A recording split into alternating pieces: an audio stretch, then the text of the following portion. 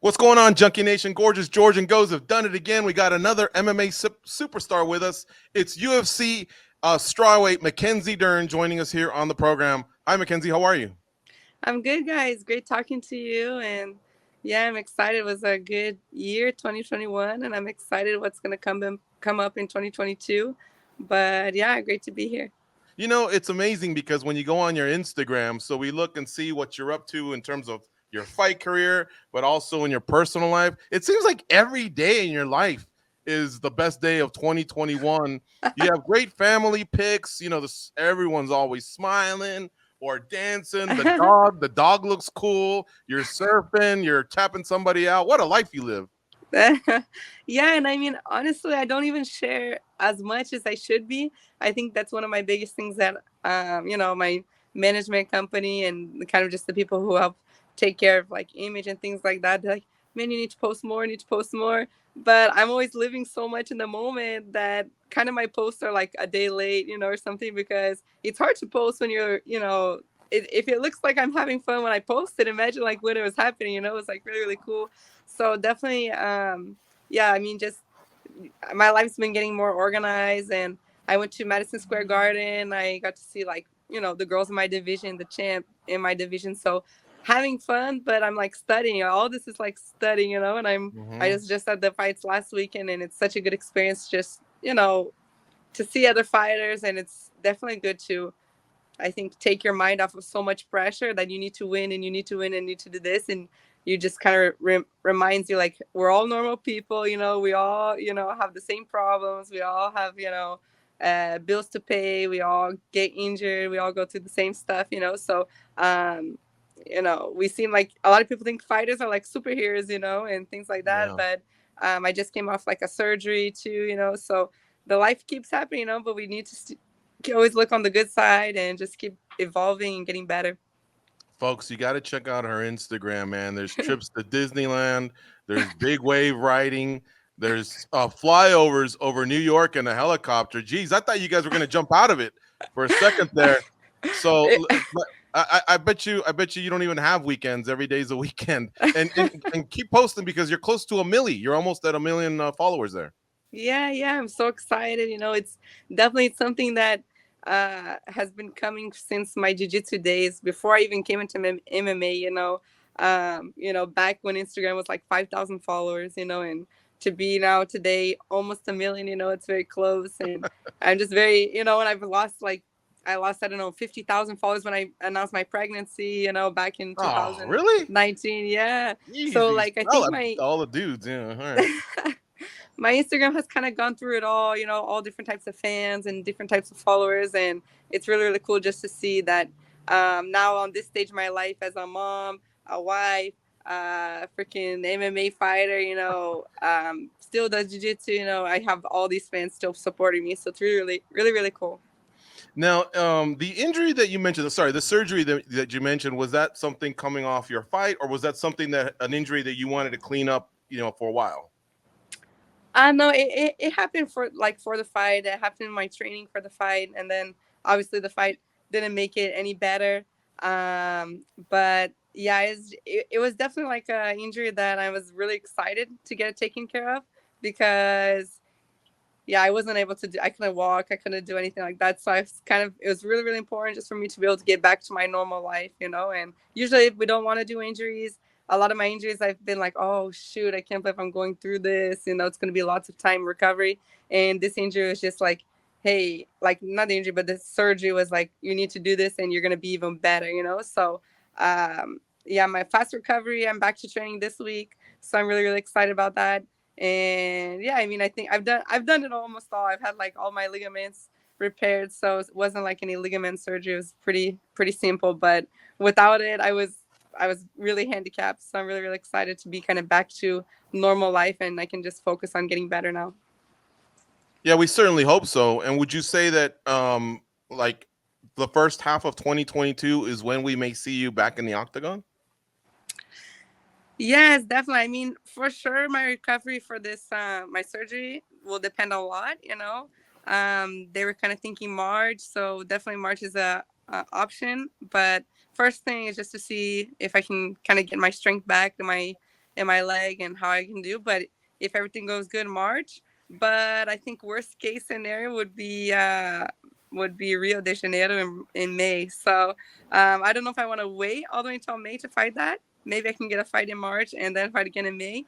But definitely fighting in Brazil would be, man, would be a great one. Of my only kind of like knockdowns was in Brazil, and then I went to the choke. So to be back in Brazil fighting would be really, really good. So we'll see. If my knee feels good, my leg feels good, definitely maybe March.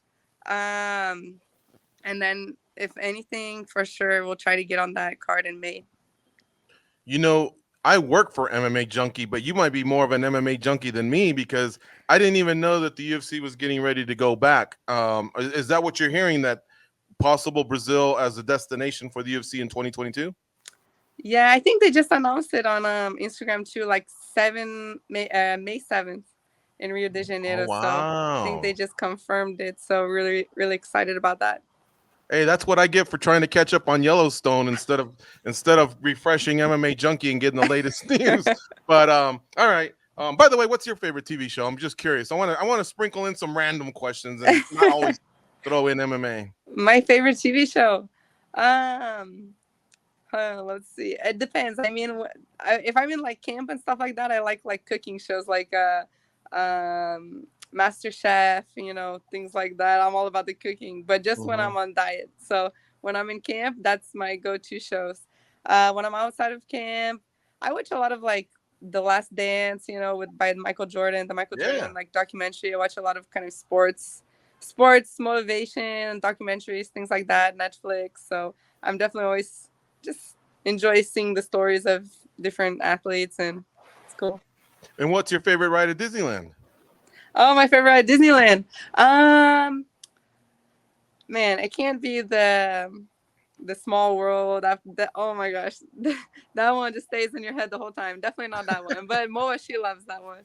Um, Probably like Pirates of the Caribbean. Yeah. Those kinds. Although that song stays with me too. Oh Yo yeah, ho, a pirate's life for me. In yeah, fact, I yeah. feel like having a rum and coke right now. Let me turn it over to Goes. All right, Goes, what do you have for Mackenzie Dern?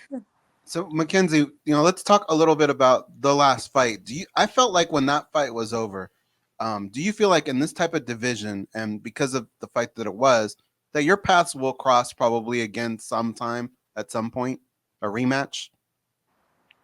I mean, I definitely think so. I think the fight was I mean, she was definitely like more I think a little bit smarter, a little bit more experienced, and kind of I could just feel in the fight, that she was like kind of thinking more long term, like, okay, let's go the 5 rounds and a little bit more strategic wise.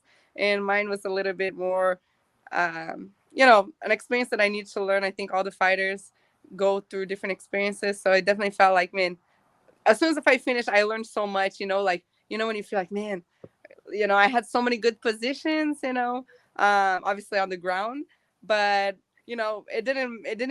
it didn't register in my mind, oh yeah, that the round will finish and we stand back up again. You know what I mean? So it's like, I wasn't even thinking too much ahead, I was just thinking in the moment, and obviously to be the champion, you need to be able to be good at everything. You need to be able to play the game and be like a fighter that you are, and obviously trying to finish the fight and things like that, So it was really, really good for me to learn that and feel that. But I think we'll fight each other again in the future. Who knows if it'll be for the belt? I know she's fighting Young China in March, so that'll be a cool fight to see. And yeah, I definitely see us crossing paths again. She definitely she complimented me on my striking. Obviously we weren't happy with the results. I wasn't happy how I was standing up, but I think we showed, like as a jiu-jitsu fighter, to be fighting with her, who's a really good striker, um, wasn't that bad. And her too. I mean, on the ground, she was smart. She was able to like get the round to finish and stand back up again, and then that's the whole hard part again, is taking them down and doing all these things. And I don't even have that high of a takedown rate. Most of my takedowns, it's like because I fell on my butt or something like that. So it was really good for me to learn. And yeah, I'm excited to see what the future has for me and Marina, and I kind of just the rest of the top girls in the top 5. I'm waiting to see who they might offer me. So it's exciting. Yeah, it's funny you bring up the striking because whenever I describe you to people, I always talk about your jiu-jitsu pedigree, right? And when the fight starts, you're piecing people up with your hands. Your hands have gotten so much better that they look at me like, "Do you even know what you're talking about?" I'm like, "No, really. Your jiu-jitsu is great." But can you talk a little bit about the evolution of your hands and how much better they've gotten and how much more comfortable you are in the system? Yes, so much. I mean, Perillo, he's just helping me so much, and I think that's the most that me and my team we were so frustrated about was not even because of the loss, but just how much I've been getting better in the gym, and I wasn't able to show how much I really wanted, how much I'd gotten better in my fight with Marina. So I wasn't really pushing forward, as much as usually I push forward. But yeah, it's scary, for like a jiu-jitsu fighter to be in the hitting zone, the zone where you can get punched in the face. It's scary, So to be able to break that zone, which is what we need to take to the ground and just to get close enough. You really you gotta trust your hands, So definitely Perillo is helping me trust my hands way more to get in and get closer.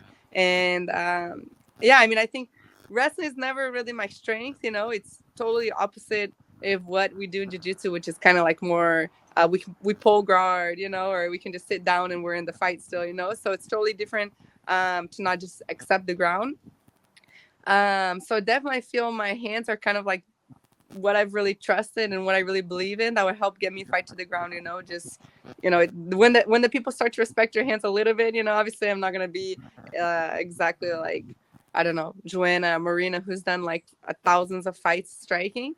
But when you're in the MMA fight, everything comes together, and then, you can knock out too. You see Rose and Joanna, how Rose knocks Joanna out, and just everything you see, that's the fight game, So definitely my striking is what's helping me be more confident, get more submissions. I think once I started transition with Perillo, my submissions were coming out way more. And so yeah, I was not so much like brawl fight, like a big brawl, like a bar fight, It's more like, okay, get my hands in, they think about my hands, and then we're on the ground. So it's definitely a little bit better setup for my ground. I heard you mention the belt early on in the conversation. When you get to that moment, the moment that you're fighting for a title, do you care who the champion is? Do you have a preference? No, no. I mean, I think if I would have won this fight with Marina, I think they would have thrown me in for the title, like to fight for the title.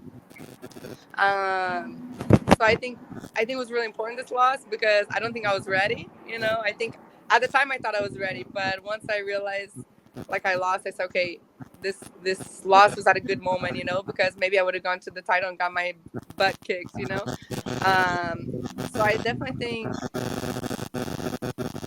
think everything is at the right timing, and honestly now I think whoever's in the top 5 or whoever I think I have, I can beat any of them. Obviously I can't make mistakes or things like that, but I think Mackenzie focus training can beat any of the girls no matter what. So no matter who's at the belt, so we'll be prepared. To be Mackenzie, like the last time you lost, you then came back and won 4 in a row against good fighters. And I mean, that type of a reset is obviously not something you look for. Nobody looks to go into a fight to lose, but it's what you do with it when you come out of it, and you have such a positive attitude. I think that's going to take you far. I think it took you far after your first loss, and now you've experienced your second. And look, you've thrown out some names we have during this interview, but if you look at them, they have losses too, So is that what you're feeling? Like this maybe either drives you, gets you hungrier, or allows you to address and plug the holes that you feel like you might have in the game going forward? Yeah, 100%. I mean, we always need to learn, winning or losing. Even on my wins, we've always like gone back to the drawing board and tried to get better at different things. But I mean, definitely with the loss, I think that's why it wasn't so like we weren't happy that I lost, but it wasn't so like heartbroken. I think I knew exactly as soon as the fight finished, I knew like 10 things I needed to get better, and I was just like, okay. The next day, I was back in the gym, like talking to my coach and like brainstorming. Okay, what do we need to work on? This, and that. And I knew it's like, okay, the next time if I fight Marina rematch or whoever else I'm going to be fighting, they're going to see a way more all around fighter, you know? So it was for sure one of the best things that happened to me, just to give me like a better, a better vision of how I can get better. And yeah, I'm excited to kind of just keep showing that I'm getting better, and I'll be a more complete fighter. You mentioned wrestling a couple questions ago. Is that, I guess high on the list of what you want to work on? Tying it into other Brazilian fighters that have had the pedigree that you have, like a Damian Maia, who's also won in the Abu Dhabi submission grappling tournament. And he all of a sudden immersed himself. I think he went to Chicago for a whole summer, 3 straight months of wrestling. Charles Oliveira, I couldn't believe when he kept taking Tony Ferguson down, the American wrestler. And of course, even in the Poirier fight, he kind of dictated it on his terms. So is that something along those lines as well? Like, as you're fighting, you said you're taking notes. Are those the type of notes you were taking?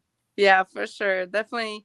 My wrestling takedowns. I train a lot of like judo. So, I mean, judo is like definitely my preference on takedowns, but definitely wrestling was just kind of wrestling, cage work, and even just my punches.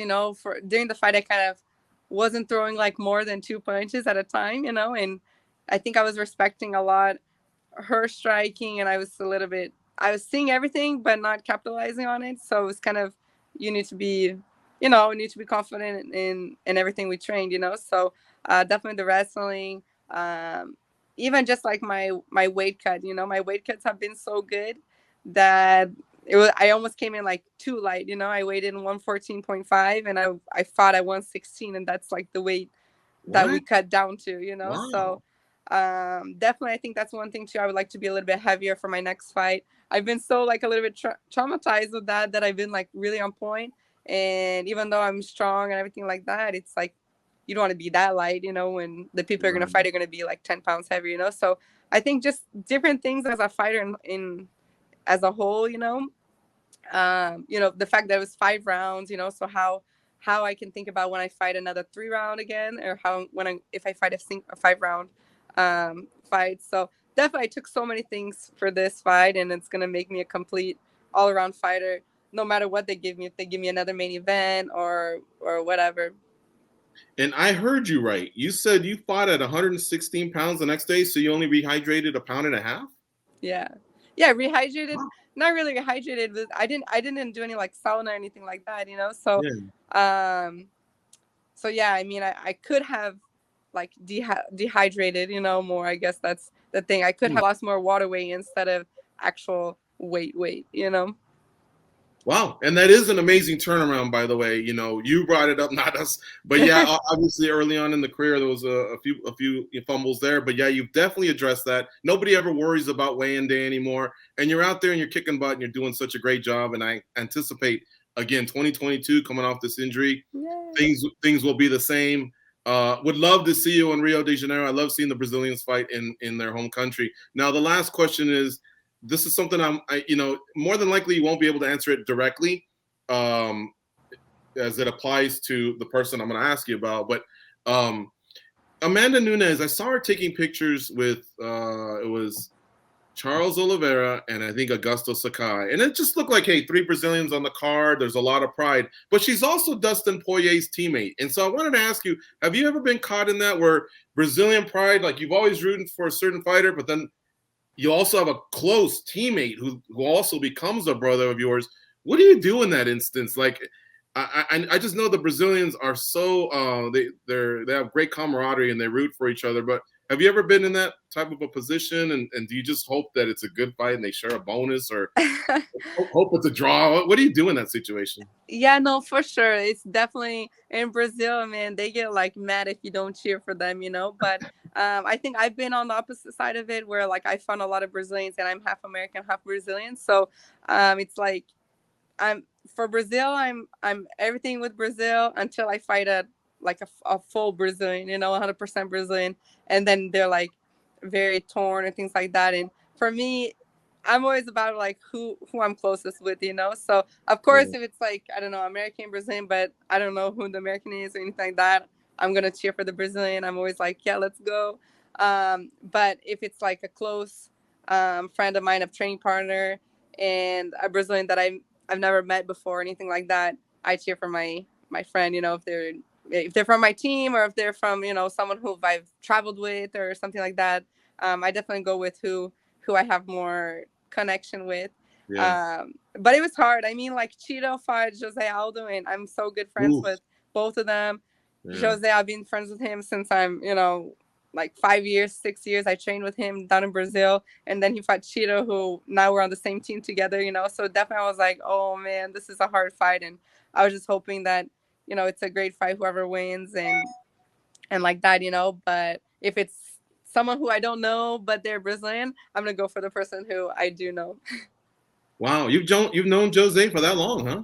Yeah. When actually before I was pregnant, I lived in Brazil and I was down there and I was training with Jose and everything. And he helped me so much. And yeah, him, his family, his wife, his daughter, really, really, really cool friends. Yeah. All right. Well, again, listen, we've had a great chat with you. Thank you so much for the time. And again, you're just, like I say, one of the great fighters at 115 pounds. I know you're going to be fighting for a title at some point, and so it'll be these little setbacks that I think will fuel you, you know, to get stronger and better and be ready for that moment. Yeah. So, you know, just we wish you the best for your recovery from your surgery, a big 2022, and keep living life. We're all jealous. You live a great life. Oh, thank you guys. Thanks so much for all the support. And yeah, let's do it. Happy holidays for you guys. Hope you guys enjoy your holidays now. Muito obrigado. Thank you. De All right. nada. We'll see you.